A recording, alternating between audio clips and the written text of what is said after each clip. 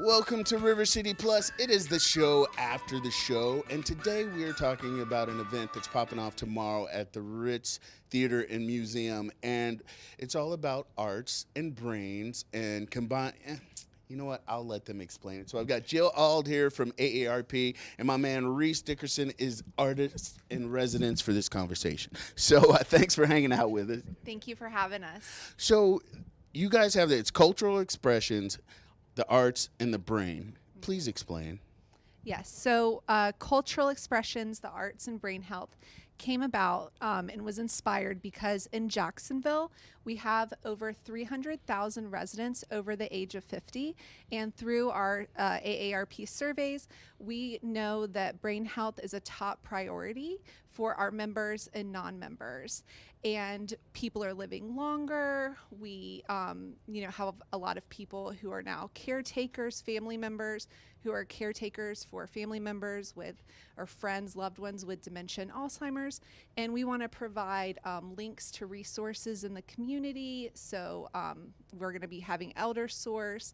We're going to have Mayo's Alzheimer's Research Center. We're going to have Alzheimer's Association and, of course, AARP talking about all the resources. And then we're also going to be talking to people about steps that you can take in your everyday life at any age to improve your brain health as you age. So, and then I'll pass it over to Reese, and he can talk a little bit about, I guess, what we're going to be doing at the event. Yeah. I'll just let y'all take. I had a question, but no, it's all right, Jill. It's all right. No, actually, my question was super simple. It's like, so how are we tying this in with the arts? Okay, go. That's funny. So what we're doing is we're bringing together artists, singers, musicians, visual artists. We're bringing them together to show how the arts affects brain health, how it can help encourage and stimulate your thought process and help you remember. So tomorrow we'll have my brother, myself, and our mom, who's a internationally known singer-songwriter, award-winning songwriter, civic leader. We'll sit and we'll talk about our family's journey, because going from her being the leader and her being the go-getter, now we're having to deal as a family with what we never, thought we'd have to deal with. It's always that case where, or I shouldn't say always, but a lot of times where the kids end up having to be the parents in some situations, especially when it comes to Alzheimer's, dementia, whatever other aspects. That's cool what you guys are doing, though, to bring people together to show, because, once we get to a certain age, old dogs, you can't teach a new trick.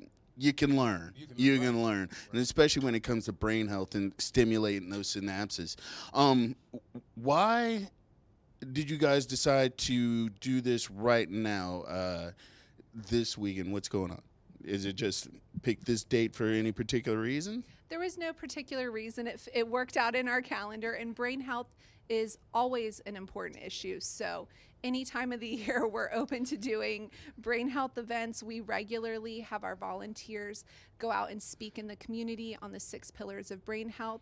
And at this event, we're specifically going to be talking about the pillars of brain health that tie into the arts, that go hand in hand with the arts, engaging your brain, staying social, and managing stress. See, I like where you're going with that. Are you going to hook anybody up to a brainwave machine? No, I'm just throwing out some marketing ideas for you.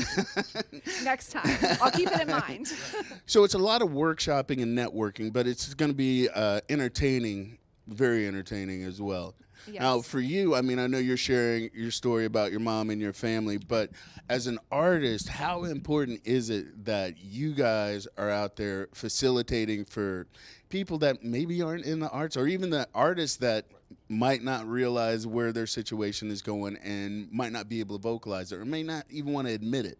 So how important is it that events like this come together and you can make those connections? Well, a lot of artists, we just do what we do. A lot of us don't understand that what we do affects brain health. Music, how we talk about how it helps babies sleep. Well, in the latter years of our lives, when we experience dementia, when we're experiencing Alzheimer's, a lot of people revert back to that baby stage. So music and the music waves and the sound, all of that works. Visual art helps stimulate the creative process. It causes people who are suffering with dementia and Alzheimer's, causes them to think and actually put, their thoughts on canvas.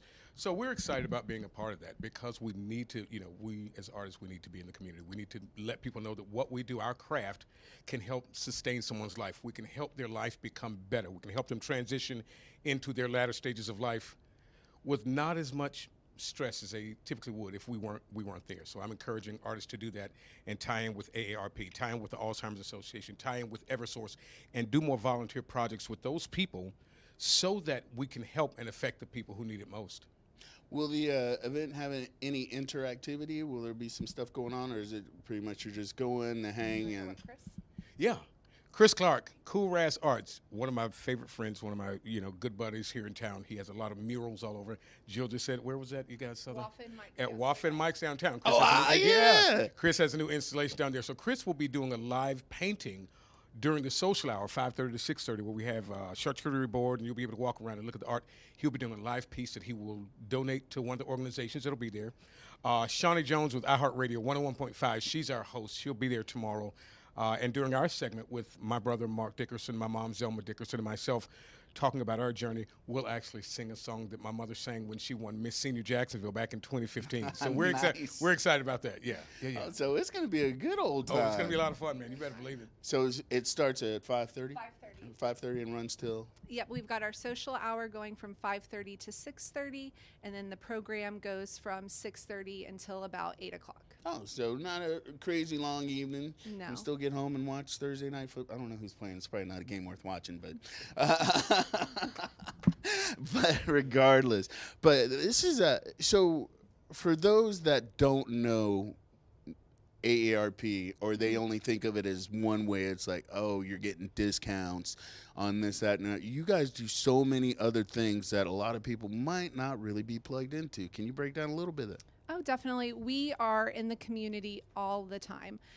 So like I mentioned before, we have volunteers who speak on various topics in the community. We can go to Rotary Club meetings, chapter meetings for different organizations, senior centers. We talk about everything from caregiving to fraud to brain health, all kinds of things. We volunteer in the community with Girls Inc., with Pace Center for Girls, with other organizations. I have a wonderful team of volunteers, and we are always out in the community trying to help everyone. So what she's saying, if you are in the philanthropic mode and want to volunteer, they are open to having volunteers. So I'm sure if you go to aarp.com/Jacksonville, you will be able to find that. You see how they did? You might be able to find that information on there. But it's just another opportunity to connect with the community in different ways. And Jacksonville is definitely needs a lot of that.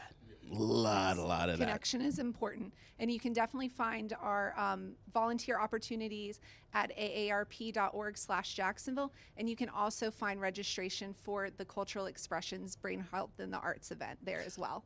Is it ticketed, free? It's free. It's free. You do have to register to attend, and seating is limited, but we do have some spots still available, and it is a free event. Free is my second favorite F word. So, all right. So you can go to aarp.org/Jacksonville, find out more information. Come out tomorrow night to Ritz Theatre and Museum and support locals that are trying to support the community in a bunch of different ways. And it doesn't matter if you are AARP eligible. This is still information for all ages, you know what I'm saying? And then when it comes to the arts, this is something you can take down to the kids, because the kids need it as much or maybe even more. So I'm just putting that out there. So thank you guys for hanging out with us and sharing that and what you're doing for the community. And I'm AARP eligible, so there you go. So we will be doing the thing tomorrow at 10:15 for River City Plus, and then tomorrow at 9:30 for River City Live.